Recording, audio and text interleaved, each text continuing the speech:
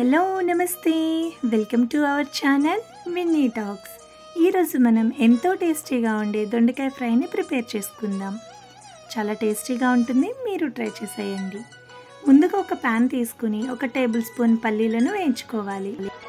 పల్లీలు వేగాక 1 స్పూన్ శనగపప్పు, 1 స్పూన్ మినపప్పు కూడా వేయించుకోవాలి. ఇవి వేగాక 1 టేబుల్ స్పూన్ నువ్వుల్ని కూడా వేయించుకోవాలి.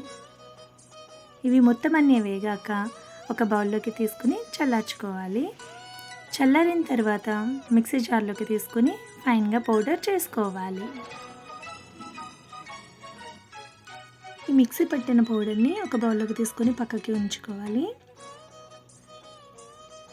దొండకాయ ఫ్రై కోసం మనం దొండకాయ ముక్కల్ని పొడవుగా కట్ చేసుకోవాలి. తినడానికి చాలా బాగుంటుంది.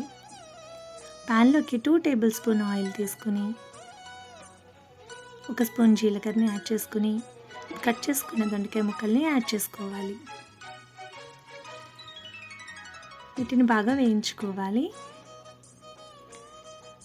వీటిలో ఒక 3-4 రెబ్బలు కరివేపాకును కూడా వేసి వేయించుకోవాలి. కరివేపాకు ఎక్కువ వేసుకున్నా కూడా చాలా బాగుంటుంది. మూత పెట్టుకొని మగ్గించుకుంటూ ఉండాలి. మధ్యలో కలుపుకుంటూ ఉండాలి, అడుగు పట్టకుండా.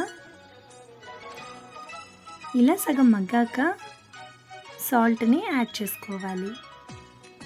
ఇలా చేసినట్లయితే ఎక్కువ ఆయిల్ లేకుండానే మంచిగా కుక్ అవుతుంది. ఇలా వాటర్ వస్తుంది. ఈ వాటర్తోనే మొత్తం దొండకాయ ముక్కలన్నీ కూడా బాగా కుక్ అవుతాయి.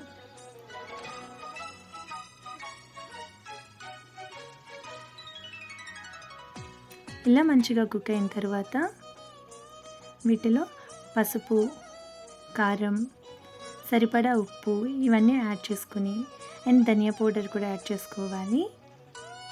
బాగా కలుపుకోవాలి. 2 నిమిషాల తర్వాత మనం మిక్సీ పట్టిన ఈ పొడిని యాడ్ చేసుకోవాలి. 3 స్పూన్స్ పౌడర్ని యాడ్ చేసుకుంటే టేస్ట్ చాలా బాగుంటుంది. ఒక 2 నిమిషాలు ఈ మసాలా అంతా ఈ పీసెస్కి పట్టేంత వరకు వేయించుకోవాలి. తర్వాత కొత్తిమీర చల్లుకొని సర్వ్ చేసుకోవడమే. చాలా టేస్టీగా ఉంటుంది. నేను పోస్ట్ చేసే వీడియోస్ మీకు నచ్చినట్లయితే నా ఛానల్ని లైక్ చేయండి, షేర్ చేయండి, సబ్స్క్రైబ్ చేయండి, బెల్ ఐకాన్ని క్లిక్ చేయండి. Thank you for watching.